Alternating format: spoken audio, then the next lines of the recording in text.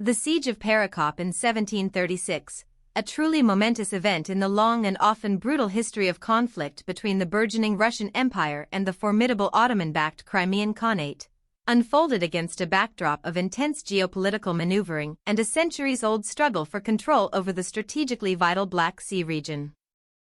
As Russia, under the ambitious Empress Anna Ioannovna, harbored a deep-seated desire to secure its vulnerable southern frontiers from incessant Tatar raids and to gain unfettered access to warm water ports, a strategic imperative that had fueled countless military campaigns and diplomatic skirmishes throughout the preceding decades, thereby setting the stage for Field Marshal Burkhard Christoph von Münch's audacious and meticulously planned expedition into the Crimean Peninsula, which at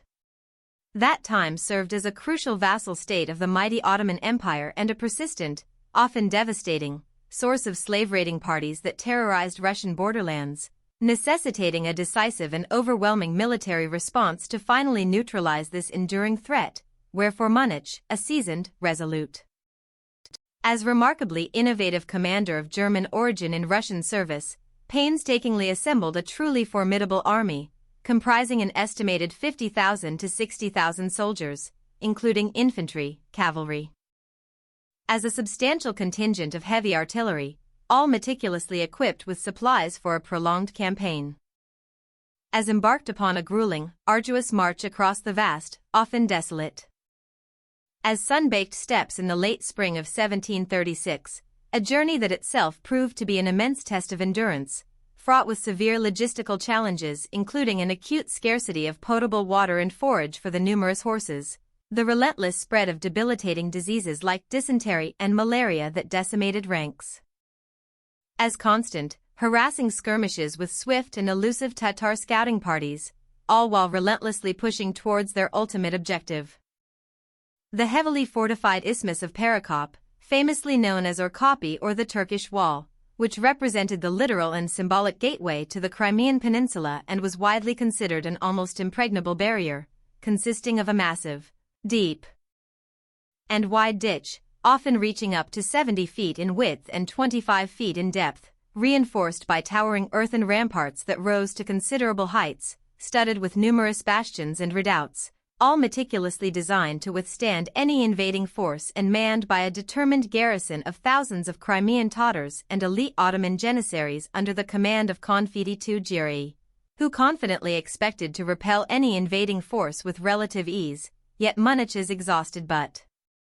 resolute forces, despite their arduous journey and the formidable reputation of the defenses, arrived before these imposing fortifications in early June, immediately commencing meticulous preparations for a direct and overwhelming assault, thereby establishing extensive siege lines, digging approach trenches, and strategically positioning their heavy artillery, which included powerful mortars and cannons, to begin a relentless, thunderous bombardment that slowly but surely chipped away at the morale and physical defenses of the besieged. And simultaneously, Russian engineers and sappers worked tirelessly and bravely, often under the cover of darkness and intense enemy fire, to fill parts of the massive ditch with fascines and earth, and to create breaches in the towering ramparts, all leading inexorably to the climactic night of June 17. And Munich, demonstrating his characteristic boldness, launched a daring and full-scale night assault, sending his infantry forward in waves, equipped with scaling ladders and grappling hooks, who, under the inspiring leadership of their brave officers, bravely climbed the steep, fortified earthworks amidst a terrifying hail of musket fire, arrows,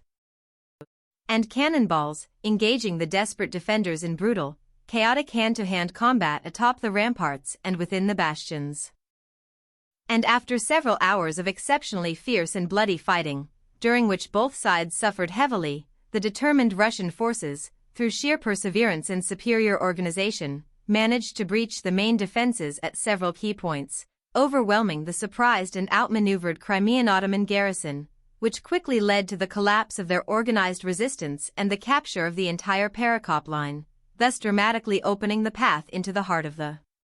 Crimean Peninsula, whereupon Munich's victorious army advanced rapidly and deeply into enemy territory, systematically burning towns and villages, including the historic capital Bakhchisarai.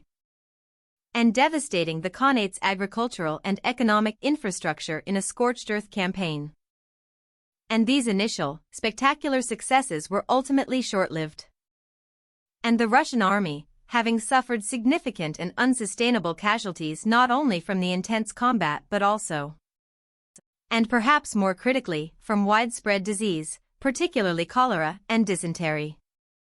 and severe starvation due to the scorched earth tactics employed by the retreating Tatars and the immense logistical strain of operating so deep within hostile enemy territory with increasingly stretched supply lines, was compelled to initiate a difficult and costly withdrawal from Crimea by the end of the summer, unable to permanently hold the vast gains, which nevertheless marked a profound psychological victory and a clear, undeniable demonstration of Russian military might and engineering prowess, irrevocably shattering the long-held myth of Perekop's invincibility and severely weakening the Crimean Khanate's power, prestige,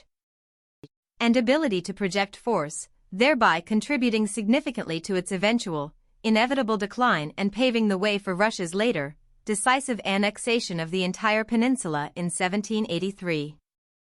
And solidifying Russia's long-term strategic ambitions in the Black Sea region, ultimately reshaping the geopolitical landscape of Eastern Europe and the Ottoman Empire's influence for centuries to come.